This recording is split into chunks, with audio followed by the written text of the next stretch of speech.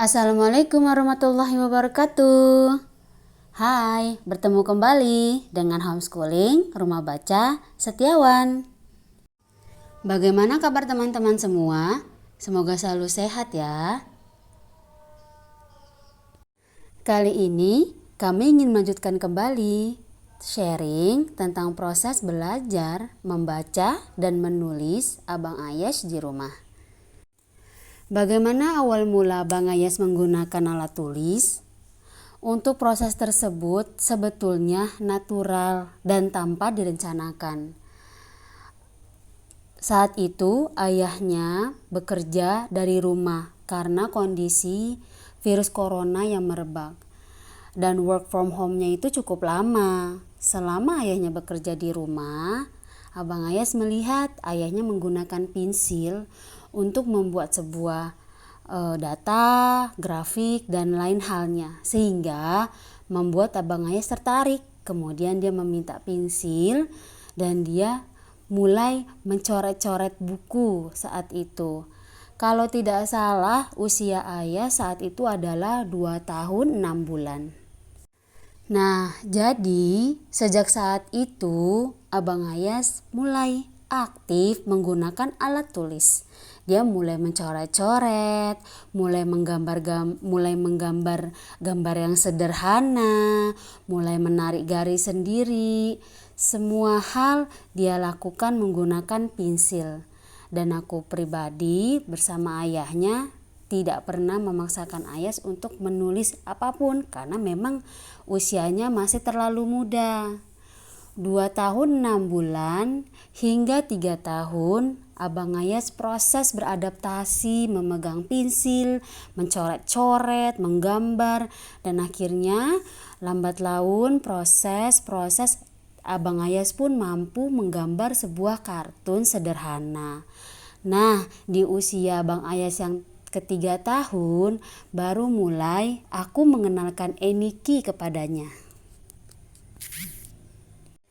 Jadi tuh Abang Ayas lompat, dia nggak perlu lagi menggunakan pasir Montessori karena memang dia sudah langsung memegang alat tulisnya yaitu pensil, yang kemudian beranjak menggunakan spidol lalu pulpen.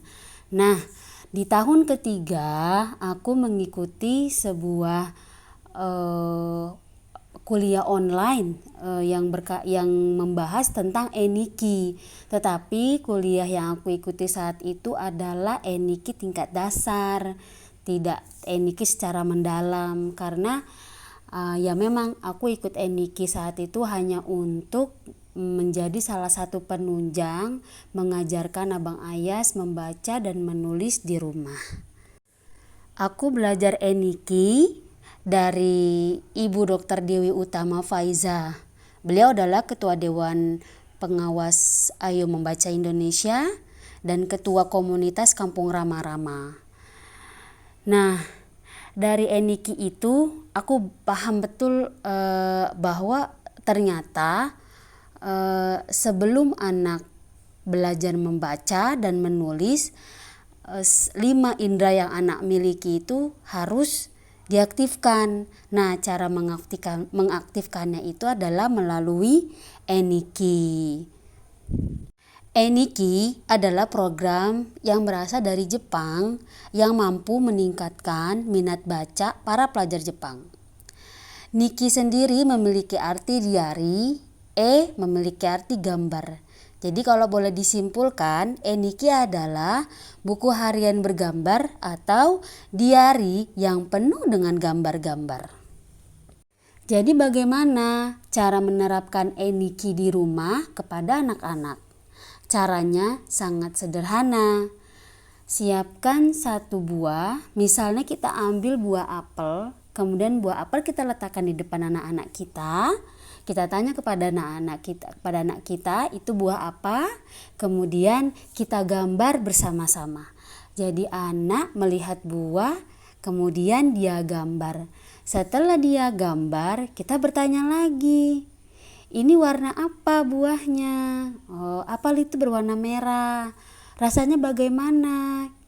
Jadi selama proses menggambar, anak kita ajak ngobrol.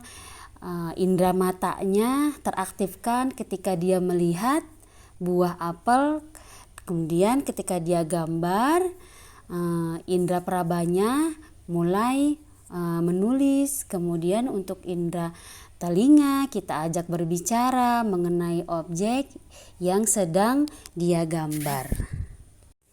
Jadi sebetulnya Eniki ini memantik fitrah estetika yang dimiliki oleh setiap anak. Lalu bagaimana kalau anak tidak suka menggambar? Bagaimana supaya anak suka menggambar? Harus diawali dari orang tuanya. Orang tuanya harus menggambar di depan anak, tunjukkan bahwa menggambar sangat membahagiakan. Dan satu catatan lagi bahwa anak bisa menerapkan Eniki ketika anak tersebut sudah pandai memegang alat tulis dengan benar dan tepat. Jadi kalau anak belum pandai memegang alat tulis dengan benar dan tepat, Eniki tersebut belum bisa diterapkan.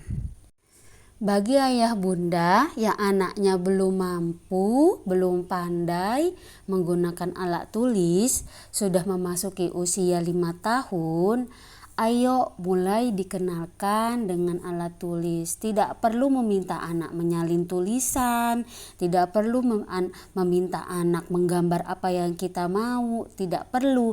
Biarkan saja prosesnya mengalir alami, biarkan anak-anak bahagia dengan alat tulisnya.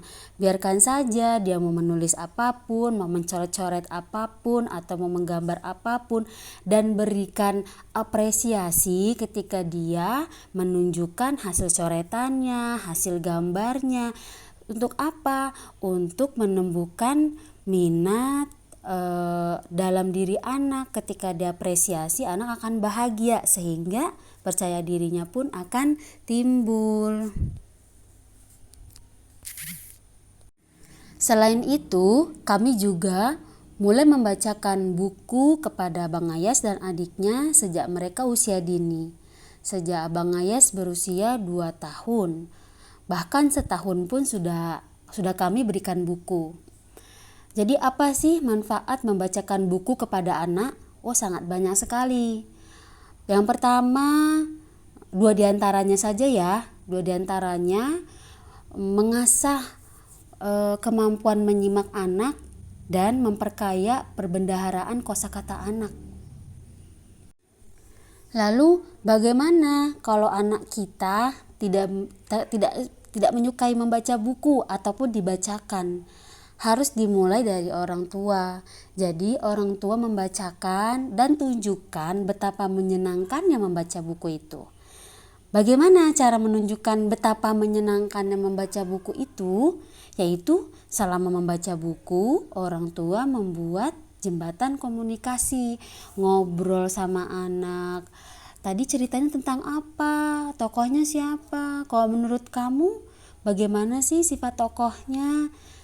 Saling diskusi sederhana kepada anak sehingga dalam diri anak muncul ketertarikan. Oh, ternyata membaca buku itu sangat mengasyikan ya. Apalagi kalau setelah membaca buku kita ajak menggambar tokoh dari cerita yang kita baca. Wah, itu anak-anak sangat-sangat tertarik sekali. Ajaklah anak-anak membuat craft atau art atau sejenisnya yang terkait dengan buku yang kita bacakan. Itu anak-anak sangat tertarik sekali dengan aktivitas seperti itu, sehingga secara natural minat membaca anak akan tumbuh. Selain itu, pilihlah buku yang sesuai dengan usia dini 2 sampai 5 tahun sampai 6 tahun. Pilihlah buku bacaan yang lebih banyak gambarnya dibanding tulisannya. Karena anak-anak yang belum bisa membaca, mereka lebih fokus melihat gambar bukan tulisannya. Supaya apa? Supaya mereka tertarik, dan bahkan dengan banyaknya gambar itu membuat imajinasi mereka kaya. Mereka akan membaca mereka akan membaca atau menemukan konteks dari buku tersebut. Jadi sangat menarik. Setelah itu kita juga bisa menanyakan seperti apa isinya, dan secara nggak langsung anak itu pun akan storytell dong, akan mengulang kembali cerita yang dia baca menggunakan kalimat dia sendiri. Kami di rumah seringkali membuat buku sendiri untuk anak-anak. Jadi aku pribadi selalu membuat buku setiap bulannya untuk anak-anak sesuai dengan tema yang sedang kami bicarakan. Dan rata-rata buku tersebut hanya berupa gambar, tidak ada tulisan, atau bahkan aku pernah membuat sebuah buku yang bisa mereka mainkan. Buku tersebut berbentuk seperti kereta. Jadi selain mereka bisa dibacakan cerita, mereka juga bisa memainkan buku-buku tersebut sebagai mainan. Nah, inilah salah satu cara agar anak tertarik dengan buku, yaitu bahwa buku nggak membosankan, nggak cuma buat dibaca aja, tetapi bisa loh dimainkan, bisa loh dimainin untuk main-mainan yang lainnya, digabung dengan orang-orangan yang mereka miliki, seperti itu. Udah cukup banyak buku-buku yang sudah aku buat anak-anak di rumah, dan alhamdulillah dari sekian proses usaha kami akhirnya bisa menumbuhkan rasa suka minat anak-anak terhadap buku. Jadi kalau boleh kami mengambil kesimpulan, yang pertama mulai kenalkan dengan alat tulis, yaitu berupa pensil, baiknya sih pensil ya. Kemudian yang kedua, ketika anak sudah mahir menggunakan alat tulis, mulai kenalkan Eniki. Eniki itu bisa di rumah atau bisa mengajak anak-anak ke alam bebas. Mereka melihat apa dan itu yang mereka gambar. Mereka suka melihat apa, itu yang mereka gambar. Kemudian ajak komunikasi. Dan selanjutnya, selama anak-anak belajar mahir memegang alat tulis, mulai dibacakan buku, dikenalkan dengan berbagai macam buku, dikenalkan bahwa membaca buku sangat mengasyikan, sehingga secara alami anak tersebut akan nagih meminta dibacakan buku. Nah, untuk yang terakhir, aku hanya ingin berpesan kepada teman-teman bahwa usia 5 sampai 6 menuju 7 ini kita mengenalkan cara memegang alat tulis, membacakan buku, kemudian Eniki bukanlah tujuan untuk menggegas anak agar bisa membaca dan menulis, bukan, tetapi hal-hal tersebut adalah sebagai persiapan ketika mereka di usia 7 tahun mulai belajar membaca dan menulis. Berdasarkan Ustadz Andriano Rusfi, seorang psikolog yang aku belajar kepadanya, bahwa di usia 7 tahun anak-anak baru bisa belajar membaca dan menulis.